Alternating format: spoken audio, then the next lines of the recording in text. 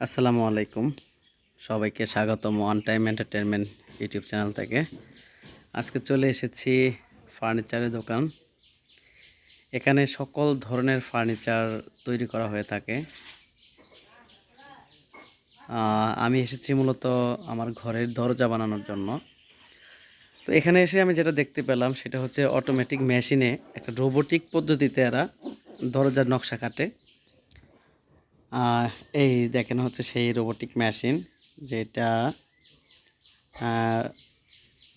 অত্যন্ত দক্ষতার সাথে সুনিপুণভাবে সে নকশা কাটতেছে দরজার পাল্লার উপরে। এটা দেখে তো আমি একদমই অবাক হয়ে গেছি যে আসলে, যদিও আমি জানতাম বাট আমি দেখি নাই আগে, যার কারণে আমি ভিডিওটা করেছি। এটি হচ্ছে একটি মেইন ডোর, এর উপরে নকশা কাটা হচ্ছে। তো অত্যন্ত চমৎকারভাবে নিখুঁতভাবে নকশা কাটা হচ্ছে। তার আগে বলে নেই, যদি আপনারা আমার চ্যানেলটি সাবস্ক্রাইব করে না থাকেন প্লিজ আমার চ্যানেলটি সাবস্ক্রাইব করেন এবং বেল আইকনে ক্লিক করে রাখেন পরবর্তী নতুন নতুন ভিডিও পেতে।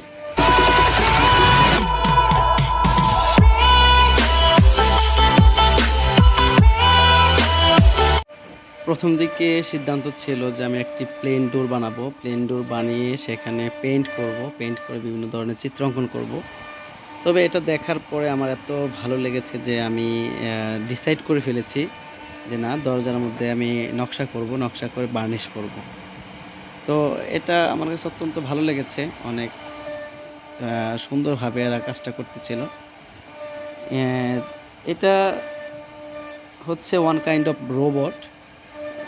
একে প্রোগ্রাম ইনস্টল করা আছে, যে নকশাটা খোদাই করা হচ্ছে এই নকশাটার উপরে প্রোগ্রাম ইনস্টল করা আছে। সেই প্রোগ্রামটা দিয়ে দিলেই উনি অটোমেটিকলি এই নকশাটা সম্পূর্ণ করে থাকে। তো এটার অনেক সিস্টেম আছে, এটা অপারেটরও অনেক সিস্টেম আছে। কারণ হচ্ছে এটা একটা নির্দিষ্ট জায়গা থেকে ছেড়ে দিতে হবে, এবং যদি এর মাঝখানে বিদ্যুৎ চলে যায় তাহলে এটা বন্ধ হয়ে যাবে। আবার সেখান থেকে শুরু হবে না, প্রথম থেকে শুরু হবে, আমাকে যেটা বলেছে টেকনিশিয়ান। তো আবার আরেকটা সিস্টেম আছে যে যেখান থেকে শেষ, কারেন্ট চলে গেলে যেখানে স্টপ হবে সেখান থেকে আবার শুরু হবে। সেটার জন্য আরেকটা লাগবে আলাদা, কন্ট্রোলার না কি লাগবে এরকম এমনটাই বলেছিল। তবে আমার অনেক ভালো লেগেছে এটা, যে হাতের স্পর্শ ছাড়া একটা রোবোটিক মেশিনের সাহায্যে দেখেন কত সুন্দর নকশা কেটেছে। এটা মানে এটা বোঝা মুশকিল যে এটা মেশিনে করেছে। তবে এটা অত্যন্ত দক্ষতা এবং সূক্ষ্মভাবে কাজটা করে থাকে এই মেশিন দিয়ে। আপনারা চাইলেও আপনার বাড়িতে এরকম দরজা ডিজাইন করতে পারেন, অটোমেটিক মেশিনের সাহায্যে নকশা কাটতে পারেন। আমার খুব ভালো লেগেছে এটি। আশা করি আপনারা দেখলে আপনাদের ভালো লাগবে। আসলে কি বলবো, তবে আমি আমার ঘরের জন্য দুটি দরজা বানাবো। আমি পরবর্তীতে যে ভিডিও করবো সেগুলোতে দেখাবো যে সেই দরজাগুলো কোথায় লাগাবো। আমি আজকে দেখাচ্ছি শুধু দরজাটা। তো চাইলে আপনারা বানাতে পারবেন। এটা দেখে আমি তৎক্ষণাৎ ডিসিশনটা চেঞ্জ করে ফেলেছি, আমার এতটা ভালো লেগেছে এটা। এটার হচ্ছে অ্যাড্রেসটা আমি দিয়ে দিচ্ছি। এটা হচ্ছে সখীপুর উপজেলার বিজ্ঞানাগার যে স্মৃতিসৌধ আছে, আমাদের সখীপুরে সবাই চিনবে, এটা বিজ্ঞানাগার বললে চিনবে, সেখানে তালুকদার ফার্নিচার। আপনারা এখানে আসলে অনেক ধরনের ডিজাইনের ডোর, জানালা, আপনার খাট, রেডিমেড খাট, সব ধরনের ফার্নিচার পাবেন এখানে।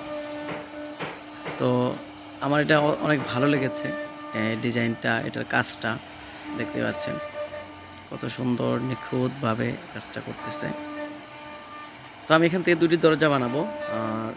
এই এটাতে যে নকশা দেখতে পাচ্ছেন, যে ডিজাইনটা, আমি সেম ডিজাইনের বানাবো, বানিয়ে তারপরে ওইটাতে হচ্ছে আমি বার্নিশ করব।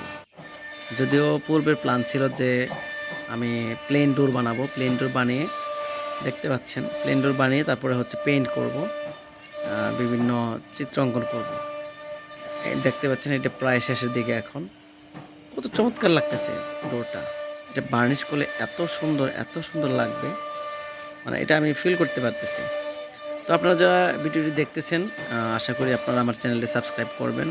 নতুন ভিডিও পেতে বেল আইকনে ক্লিক করে রাখবেন, সবার আগে আপনার কাছে ভিডিও চলে যাবে। আমি আসলে রেগুলার ইউটিউবার না, আমি মূলত যা করি তাই দেখানোর চেষ্টা করি। আজকের মতো এখানেই, দেখা হবে পরবর্তী কোনো ভিডিওতে। আসসালামু আলাইকুম।